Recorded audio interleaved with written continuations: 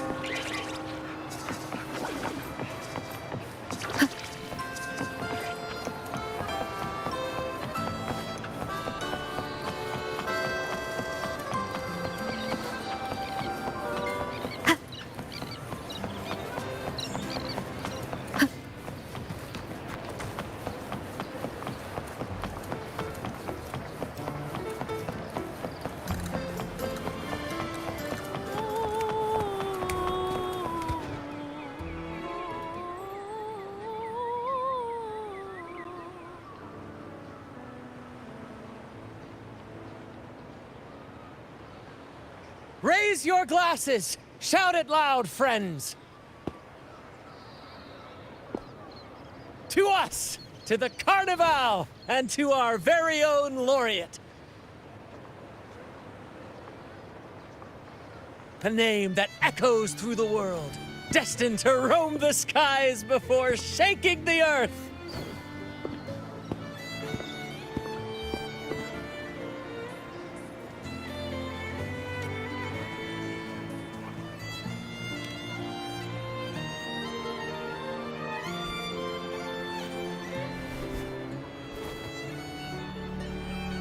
Don't be fooled by how he looks. Brant is already deep in his cups, drunk as a skunk.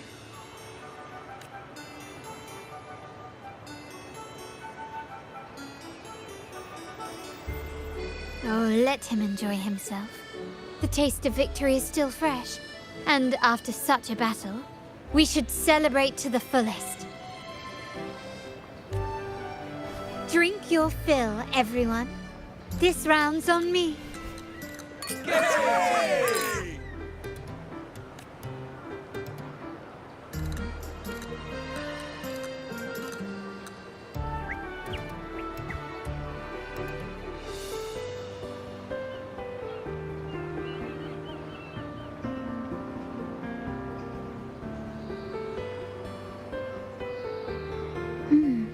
I see someone's been eavesdropping.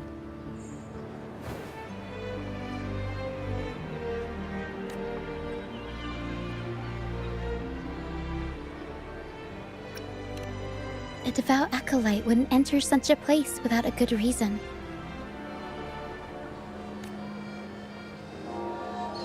The Montelli family is known for its hospitality, but freeloaders will not find us so welcoming. Friends, let's keep the mood lively.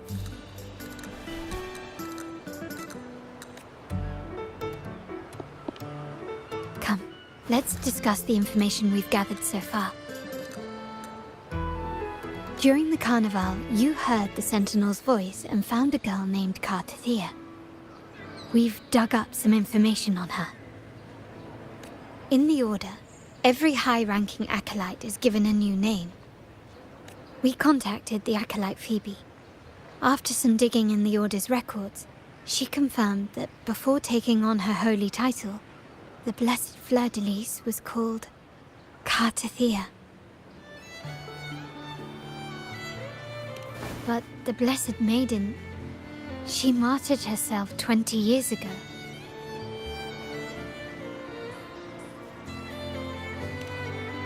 The family will uncover the truth. The only remaining clue is the inverted tower you mentioned hearing about from the Sentinel. But even that feels elusive. Judging by your expression, you must have discovered something new, right? Do you recall what we learned from the stained glass in the tower ruins? There were two divinities at the dawn of Renacita. If one refers to the Sentinel, then the other who could stand alongside them might be the Threnodian. The two are undoubtedly linked, so uncovering one could lead us to the other. Remember Gilberto from the Physalia family? It took a lot to get him to talk, but we finally got some information from him. As he tells it, the Physalia family's long-revered deity is none other than Leviathan, the Threnodian from the sea's depths. It's hard to believe, I know. But recent events have only reinforced what we discovered from the stained glass. The Physalia family has been on this island since the founding of Renacida. So their worship of the Threnodian may have persisted for centuries. We will attempt to establish contact with the Physalias to build an alliance and gather more intelligence. Rest assured, negotiation is what we do best. If necessary, we'll present them with an offer they can't refuse.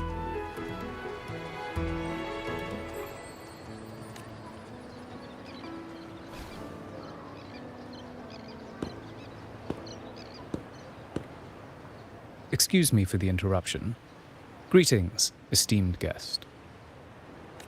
The Primus wishes to invite you for a conversation at the Cathedral of Mercury. Would you be so inclined? How curious.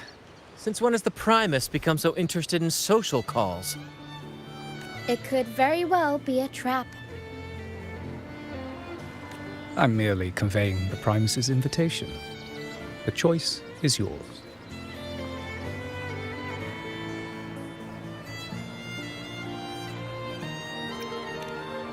Remember, you're not alone. If anything happens, just let us know. Very well. Please follow me to the Cathedral of Mercury.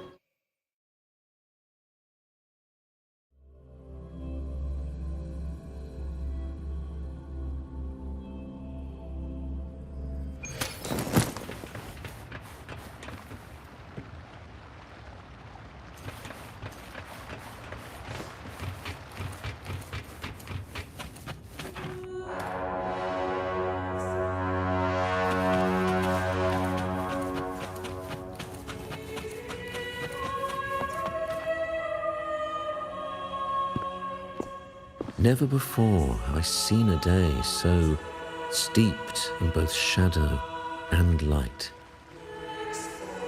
The birds sing, the flowers bloom, yet this world knows neither true joy nor eternity. Come closer, righteous one. There's no need for hesitation. I am Fenrico, the Primus of the Order of the Deep. Your deeds have reached my ears, and I have long wished to meet you. Alas, The burdens of this world delayed our meeting until now. I beg your pardon for the wait. Please accept my respect for you.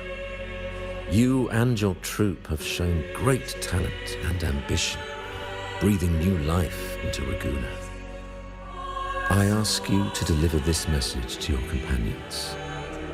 From this day forth, the troop shall have permanent rights to perform within the city. All mortals stumble, but through pilgrimage, they have cleansed their souls and atoned for their transgressions. They have earned their right to return to this divinely blessed land.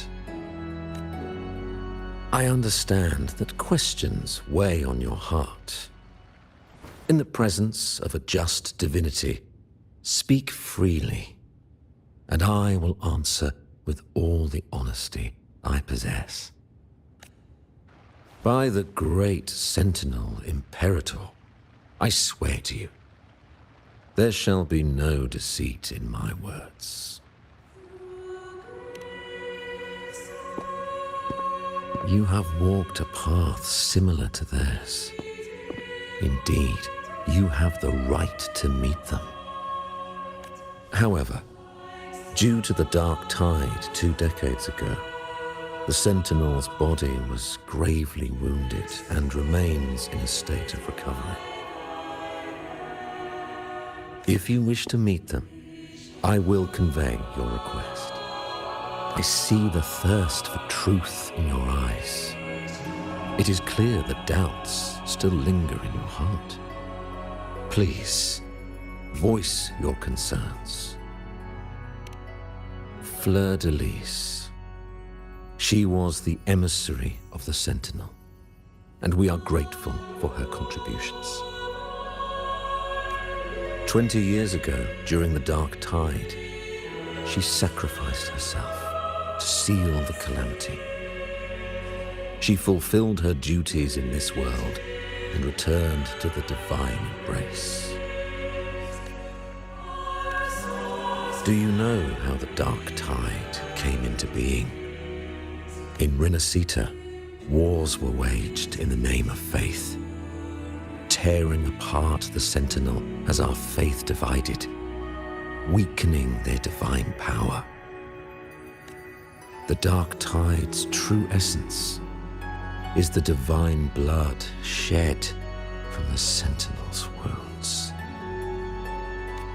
That tragic past left deep scars, and with their divine power drained, they could not prevent the Dark Tide's surge 20 years ago.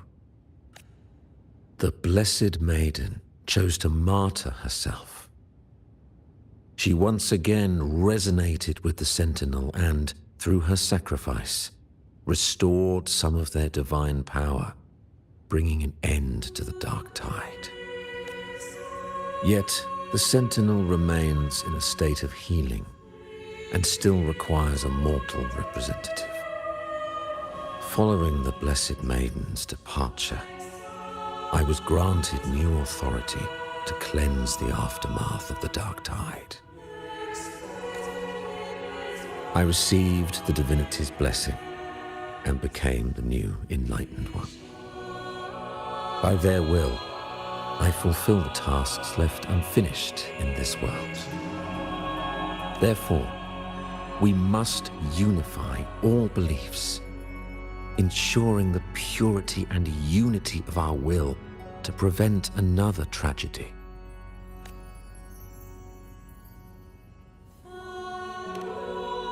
He said she once again resonated with the Sentinel.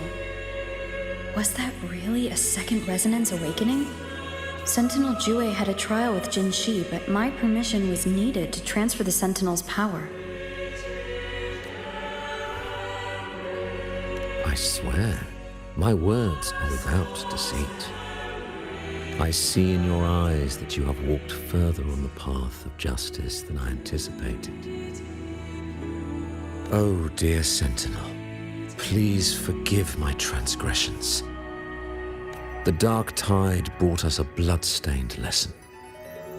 To keep our people from faltering, I bound myself to silence, locking away what I witnessed on that fateful day. Fleur-de-Lis, the unrighteous, deceived us all. She was not the blessed maiden chosen by the Sentinel. The true maiden has yet to reveal herself.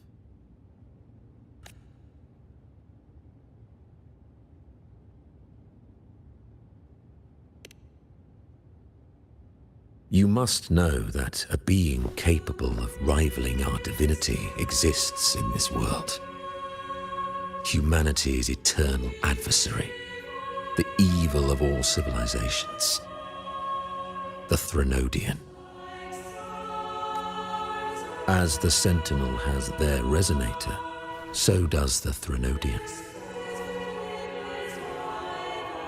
Fleur-de-Lis was shaped, both body and spirit, by our ancient enemy.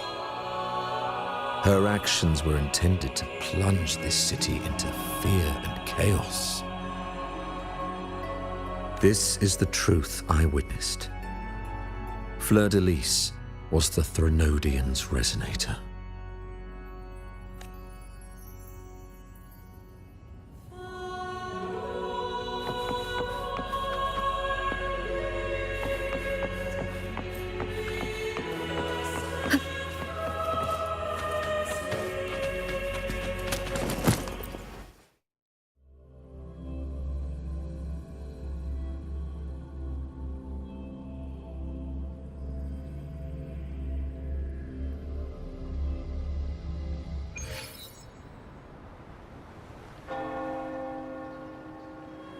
How can that be?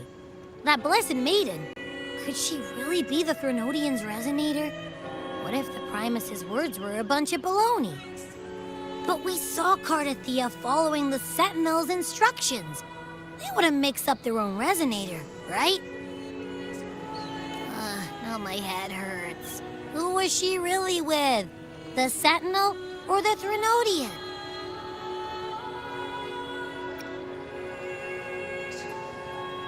Well, probably won't get any more answers from him. All the clues we've gathered so far point to the Threnodian. And the Phasalia family worships the Threnodian. We'll have to wait for Carlotta to arrange an audience with them. Something tells me this carnival is just the beginning. There's more ahead. I'm sure of it.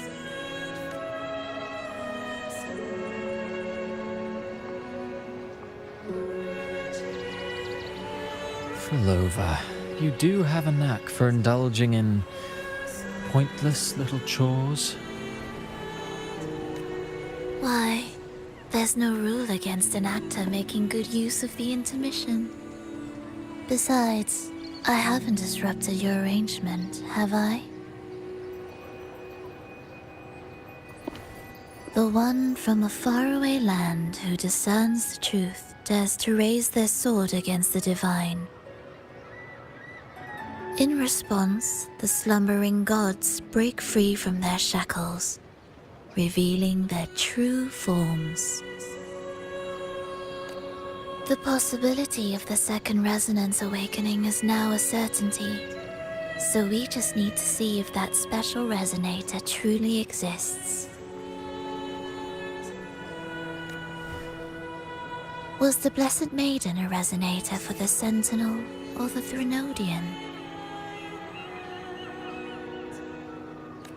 Or both? If so, oh, a resonator capable of wielding both powers. I am eager to see how this story ends. Cristoforo, if you don't want to spoil the next act, I might have to give your carefully crafted plot a little nudge. Speaking of which, that Rover shines brighter than anyone else in your play. Do you find her interesting as well? Frolova, it seems we walk different paths. I don't share your fondness for that sort of puppet theater. I merely place the characters on their stage and they act out their fates, driven by their own volition. To remain courageous amidst absurdity. To pursue a spark of divine grace. This, to me, is the truest essence of humanity. Don't you think? Even the most pristine cadence of death pales beside the untamed, fervent, and tenacious spirits of the living. In their journey, they resolutely overcome all obstacles. They pursue, they tear, they burn, simply because they desire to. I think you should leave your secluded mansion. Take a walk and listen to the voices scattered across the world. Perhaps. From Huanglong to Rinasita, she has indeed added a few unexpectedly beautiful notes to my symphony.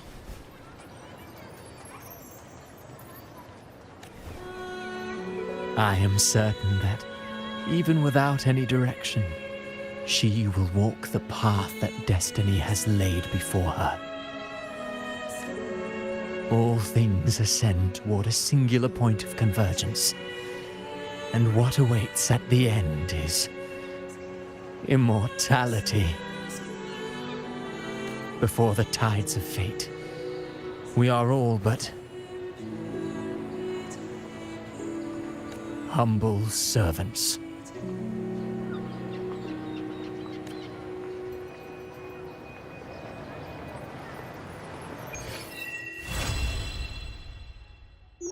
Hello? Do you mind dropping by the Strand when you have time? Ben and Bartolino are away, and they put me in charge of the welcoming proceedings. I'm feeling a bit nervous about it. Part of me just wants to crawl into my box. Pero is all stressed out because of me. Pero. I tend to fumble with words when talking to people. I'm worried I won't do a good job accommodating everyone. If the laureate herself were here, I wouldn't be so nervous. It would make things easier. So, as our new laureate, we need your help.